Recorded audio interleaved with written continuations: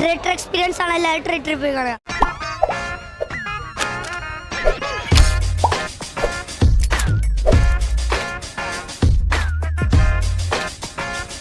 A movie from the Karipodi universe, directed by Prashant Neel, starring the rebel star Prabhas and the rebel hero Prithviraj. Salar. നീ എന്താ ഞെട്ടാത്തെ? എപ്പോഴെപ്പോഴും ഞെട്ടാ എനിക്ക് വട്ടൊന്നുമില്ല. അപ്പൊ പടം തുടങ്ങുമ്പോ തന്നെ ശ്രുതി ഹാസൻ അമേരിക്കയിൽ നിന്ന് നാട്ടിലേക്ക് വരികയാണ്. അത് എന്തിനാന്ന് വെച്ചാൽ അവളുടെ അമ്മയുടെ ചിതാഭസ്മം മുഴുക്കാൻ വേണ്ടിയാണ്. ഇവളും ഇവളുടെ അച്ഛൻ കൃഷ്ണകാന്തും കുറെ കാലമായി അമേരിക്കയിൽ ഒളിവിൽ താമസിക്കുകയാണ്. അപ്പോഴാണ് ഡാഡി അറിയാതെ ശ്രുതി ഹാസൻ ഇന്ത്യയിലേക്ക് വരുന്നത്. അതറിഞ്ഞതും ശ്രുതിയെ കിഡ്നാപ്പാക്കാൻ ഇവിടെ രാധാരാമയുടെ ആൾക്കാർ വെയിറ്റിംഗിലാവും. കിഡ്നാപ്പിംഗ് നടക്കുന്നുള്ള കാര്യം ഉറപ്പാ. അതെന്തിനാന്ന് വെച്ചാൽ ഇവളെ കിഡ്നാപ്പാക്കിയാൽ രക്ഷിക്കാൻ പ്രഭാസ് വരുന്നത്രേ. അപ്പൊ പ്രഭാസിനെ പിടിക്കാനാണ് ഇവളെ കിഡ്നാപ്പാക്കുന്നത്. കാരുവിനെ പിടിക്കാൻ വേണ്ടി കൊല്ലങ്ങളായി ഗാങ് ഇന്ത്യയിലുള്ള എല്ലാ CCTV നിരീക്ഷിച്ചുകൊണ്ടിരിക്കുകയാവും. ഗാരു പ്രേം നസീർ മരിച്ച വിവരം പോലും ഇതുവരെ അറിഞ്ഞിട്ടില്ലാത്ത ഒരു അസം ഗ്രാമത്തിൽ ജീവിച്ചുകൊണ്ടിരിക്കുകയാവും. ഒരു CCTVയിലും അവന്റെ മുഖം പതിയില്ല, കാരണം അവന്റെ നാട്ടിൽ CCTV ഇല്ല. അങ്ങനെ രാധാരാമയുടെ ആൾക്കാർ ശ്രുതിയെ കിഡ്നാപ്പ് ചെയ്ത് കൊണ്ടുപോകുമ്പോൾ അതാ ആ കിഡ്നാപ്പേഴ്സിൽ നിന്നും ഇവളെ കിഡ്നാപ്പ് ചെയ്ത് വേറെ കിഡ്നാപ്പേഴ്സ് കിഡ്നാപ്പ് ചെയ്ത് കൊണ്ടുപോകും. ആ കിഡ്നാപ്പേഴ്സ് ആണെങ്കിലോ കൃഷ്ണകാന്തിന്റെ കിഡ്നാപ്പിംഗ് ഗാങ് ആവും. സോ കൃഷ്ണകാന്ത് അവളെ വിളിച്ചു പറയും, നീ ഇന്ത്യയിൽ എവിടെയും സേഫ് അല്ല മോളെ, അതുകൊണ്ട് നിന്നെ ഞാൻ അസമിലുള്ള ഒരാളുടെ അടുത്ത് കൊണ്ടാക്കാൻ പോവുകയാണ്. Yes guys, the റബൽ star Prabhas. എന്നെ നിങ്ങൾ റബ്ബർ സ്റ്റാമ്പ് ആക്കരുത്. അസമിലെ ഒരു കൽക്കരി ഖനിയിൽ കരി പുരണ്ട ജീവിതം നയിച്ചുകൊണ്ടിരിക്കുന്ന ഒരു മെക്കാനിക് പച്ചച്ചോറിൽ മുളക് പൊടി കൂട്ടി തിന്നണതാണ് അവന്റെ ഇഷ്ടഭക്ഷണം. എത്ര എരിവ് കഴിച്ചാലും ദേഷ്യമൊന്നും വരില്ലെങ്കിലും രാവിലെ എഴുന്നേറ്റാൽ റോക്കറ്റ് വിട്ട പോലെ എയറിലോട്ടൊരു പോക്ക. സോ ഗൈസ്, കൃഷ്ണകാന്തിന്റെ റബൽ സ്റ്റാർ പണ്ട് ഒരു മദർ പ്രോമിസ് ചെയ്ത് കൊടുത്തിട്ടുണ്ട്, നിങ്ങൾ എന്ത് ചോദിച്ചാലും ഞാൻ ചെയ്തു തരാമെന്ന്. എനിക്ക് നീ തന്ന വാക്കോർമ്മയില്ല ബിലാൽ. അതുകൊണ്ട് കൃഷ്ണകാന്ത് പ്രഭാസിന്റെ അമ്മയുടെ അടുത്ത് ശ്രുതിയെ കൊണ്ടാക്കും. അമ്മ ദി ആംഗ്രി മദർ. ഈ അമ്മച്ചിയെ പറ്റി പറയുകയാണെങ്കിൽ ഇവരൊരു ടീച്ചറാണ്. ടീച്ചർ എന്ന് പറഞ്ഞാൽ ചുമ്മാ പിള്ളേരെ തല്ലുക, അതെന്തിനാന്ന് ചോദിക്കാൻ വന്ന പാരന്റ്സിനെ എടുത്ത് തല്ലുക. അതുകൊണ്ട് തന്നെ നാട്ടുകാർക്കെല്ലാം ഇവരെ ഭയങ്കര പേടിയാണ്. നാട്ടുകാർക്ക് മാത്രമല്ല റെബൽ സ്റ്റാറിന് വരെ ഈ തള്ളയെ പേടിയാണ്. പ്രഭാസ് എങ്ങാനും 6 മണിക്ക് ശേഷം വീട്ടിൽ വന്നാൽ ഇവര് എത്ര പ്രാവശ്യം പറയണം നിന്നോട് 6 മണിക്ക് മുൻപ് വീട്ടിലെത്തണം.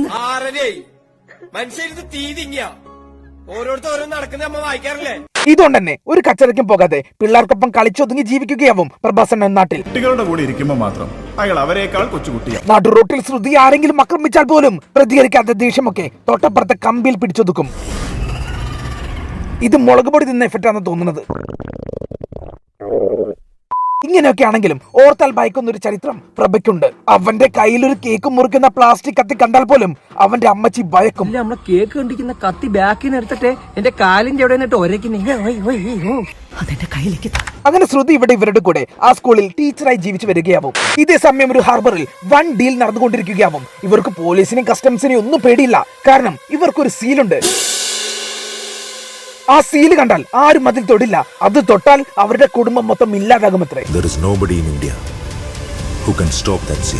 ഇങ്ങനെ ഇരിക്കുമ്പോഴാവും ആളിന്റെ ഗുണ്ട അസോസിയേഷനിൽ ശ്രുതിയെ കണ്ടാൽ തൂക്കിക്കൊണ്ടുവരാനുള്ള മെസ്സേജ് വരുന്നത്. അതങ്ങ് അസാമിലും എത്തും. ഈ സമയം പ്രഭാസിനുള്ള ചോറുമായി ശ്രുതി അവനെ കാണാൻ പോവുകയാവും. ചോറും മുളക് പൊടിയും കൊണ്ടുപോകാൻ എന്തിനാണ് ഇത്രയും വലിയ പാത്രമൊക്കെ? ഒന്നില് ചോറും ബാക്കി എല്ലാത്തിലും മുളക് പൊടിയും ആവും. അതാ ഒരു പാത്രം മുളക് പൊടി മിസ്സായി പോയി.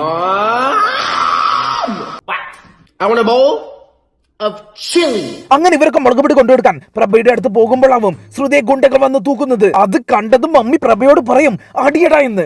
പിന്നീട് അവിടെ വൻ സംഘർഷം നടക്കും. അടിയെല്ലാം കഴിഞ്ഞതും പ്രഭയും മമ്മിയും അപ്പൊ ഓക്കെ ശ്രുതി മോളെ, ഇനി കൂടുതൽ ആൾക്കാർ വരുന്നതിന് മുന്നേ ഞങ്ങൾ ഇവിടുന്ന് സ്കൂട്ടാവാന്ന് പറഞ്ഞ് ഗൂഗിൾ മാപ്പൊക്കെ നോക്കി നാട് വിടാൻ നിൽക്കുകയാവും. ഇതിന്നൊക്കെ എന്ത് മനസ്സിലാവാനാണ്?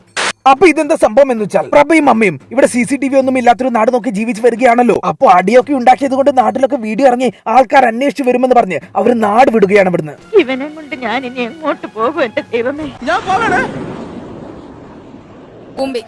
ഇതേ സമയം സീല് വെച്ച കള്ളക്കടത്ത് നടത്തുന്ന ഗുണ്ടയ്ക്ക് മെസ്സേജ് വരികയാണ്, നീ പോണ വഴിക്ക് ആ ശ്രുതിയെ കൂടി സീല് വെച്ച് കിഡ്നാപ്പാക്കി കൊണ്ടുവരാൻ. അങ്ങനെ അവർ ശ്രുതിയെ എടുത്തുകൊണ്ട് പോവുകയാവും. അതെല്ലാം കുന്നുപുറത്തുനിന്ന് അമ്മച്ചി കാണുന്നുണ്ടാവും. ഇത് കണ്ട് സഹിക്കാൻ വയ്യാത്ത അമ്മച്ചി പ്രഭയോട് പറയും, എടാ പ്രഭേ, അവളെ പോയി രക്ഷിക്കടാ.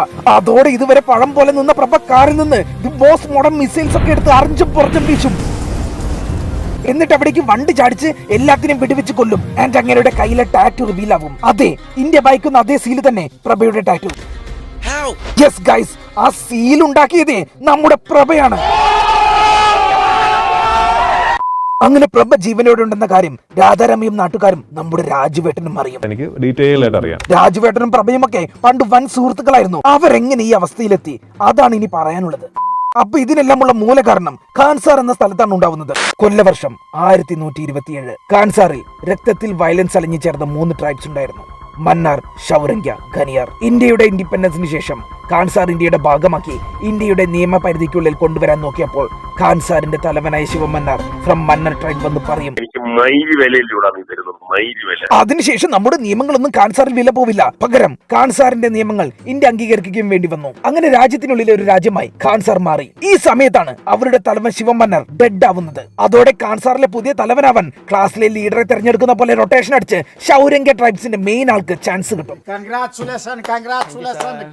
പക്ഷെ മന്നർ ട്രൈബ്സ് അതിന് സമ്മതിക്കില്ല. അവരുടെ അധികാരം ആർക്കും വിട്ടുകൊടുക്കാൻ താല്പര്യമില്ലെന്ന് പറഞ്ഞ് ഷൗരങ്ക ട്രൈബ്സിനെ മൊത്തം കൊന്നുകളയാൻ തീരുമാനിക്കും.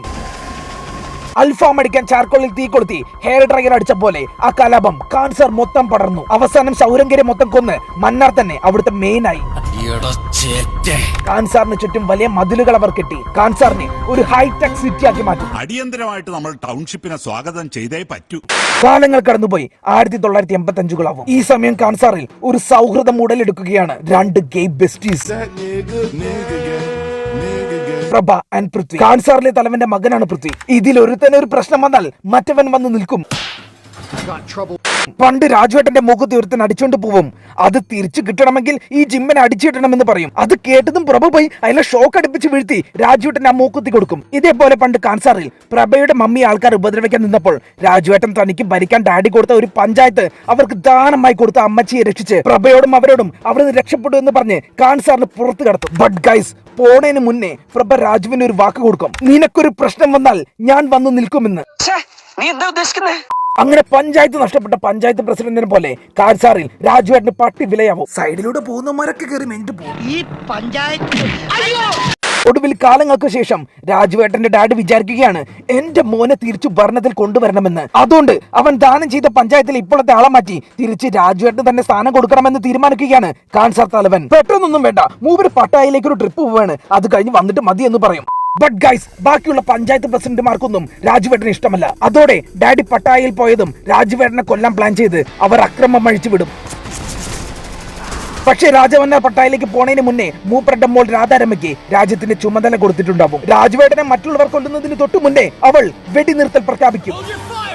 ഇതിൽ ദേഷ്യം വന്ന് രാജുവേട്ടനെ കൊല്ലാൻ പോയവരൊക്കെ പറയും പഞ്ചായത്ത് ഇലക്ഷൻ വേണമെന്ന്. പ്രസിഡന്റ് പറയുന്നതിലും കാര്യമുണ്ട്. വെടിനിർത്തൽ തുടരണോ വേണ്ടയോ എന്ന് തീരുമാനിക്കാനാണത്. ഇവിടെ ഇത്ര വലിയ പ്രശ്നങ്ങൾ നടക്കുമ്പോഴും രാജമന്നാർ ഇപ്പോഴും പട്ടായയിൽ തന്നെയാണ്. അച്ഛൻ ഇതിനേക്കാളും പ്രധാനപ്പെട്ട എന്ത് കാര്യമുള്ളത്? ഓക്കെ, അപ്പൊ ഇനി 9 ദിവസം കഴിഞ്ഞാൽ ആ ഇലക്ഷൻ നടക്കും. രാജുവേട്ടന്റെ കാര്യത്തിൽ ഒരു തീരുമാനവുമാവും. വെടിനിർത്തൽ നീക്കിയാൽ രാജുവേട്ടനെ കൊന്ന് അവിടെ യുദ്ധം നടത്തി അധികാരം കൈയാളാൻ അവിടെയുള്ളവർ Russian army, Austrian army, Ukraine army, എന്തിന് റോബിൻ ആർമിയെ വരെ ഇറക്കും.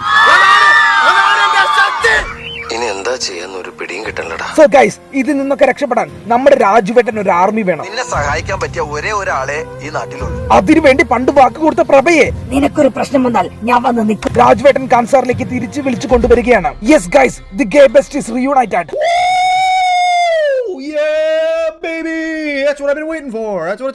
രാജുവേട്ടൻ ഒന്ന് തൊട്ടാൽ പ്രഭാസ് ഇളകും. നിന്നെ ആരും തൊടാൻ പാടില്ല. അവസാനം വെടിനിർത്തൽ പിൻവലിക്കണോ വേണ്ടയോ എന്ന് തീരുമാനിക്കേണ്ട വോട്ടിംഗ് ദിവസം എത്തും. എല്ലാവരും വോട്ട് ചെയ്ത് അവസാനം രാജുവേട്ടന്റെ വോട്ടിലാണ് തീരുമാനമാവുക. രാജുവേട്ടനാണെങ്കിലോ പ്രഭാസ് ഉണ്ടെന്ന ബലത്തിൽ വെടിനിർത്തൽ പിൻവലിക്കാൻ വോട്ട് ചെയ്യും. യെസ് ഗൈസ്, നമ്മുടെ രാജുവേട്ടന് യുദ്ധം ചെയ്ത് എല്ലാരും കൊന്ന് ഖാൻസാറിലെ മെയിൻ ആവണം. ഇന്ന് രാത്രി 12:01 മുതൽ നിർത്തലാക്കിയിരിക്കുന്നു.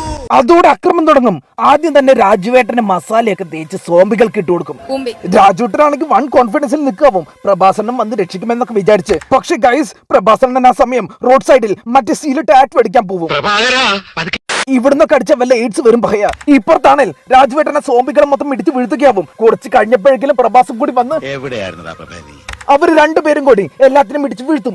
ഇനിയാണ് ഒരു ട്വിസ്റ്റ് രാജമന്നാർ വെളിപ്പെടുത്തുന്നത്. ഓസ്ട്രിയൻ, റഷ്യൻ, റോബിൻ ആർമി ഒന്നും കൂടാതെ ഖാൻസാറിൽ വലിയൊരു ആർമി കൂടി രൂപപ്പെട്ടിട്ടുണ്ട്. അതാരാണ്? അതെ, ദി ഷൗരങ്ക.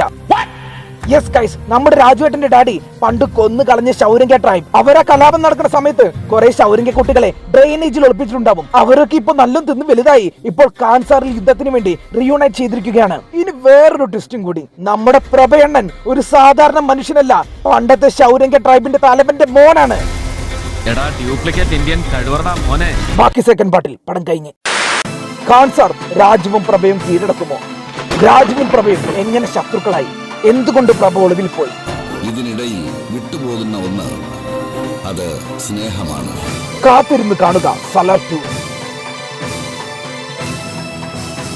ഈ വീഡിയോ നിങ്ങൾക്ക് ഇഷ്ടപ്പെട്ടാൽ നമ്മുടെ ചാനലിലെ ബാക്കി വീഡിയോസായ മോൺസ്റ്റർ, കൂട്ടുകാർ, CBFI, ബിഗ് ബ്രദർ, സിദ്ധാർത്ഥ, അഞ്ചിരോരാൾ, അർജുനൻ, ബലറാം, വസിതാരദ, Laila, Dracula, my story, rain tree കമ്പഗൻ, ശോഭരാജ്, മാമകം, കലണ്ടർ, ലോക്പാൽ, നമ്മൾ തമ്മിൽ, വന്ദേ മാതരം, കാമ്പോജി, സലാം കാശ്മീർ, നക്ഷത്രക്കണ്ണൂർ രാജകുമാർ, നവനൂർ രാജകുമാരി, കയ്യെത്തും ദൂരത്ത്, വൈറ്റ്, CIA, മിക്കായിൽ, വാറൻ ലവ്, കൃത്യം, നിറം തുടങ്ങിയ വീഡിയോസും നിങ്ങളൊന്ന് കാണണം പ്ലീസ്.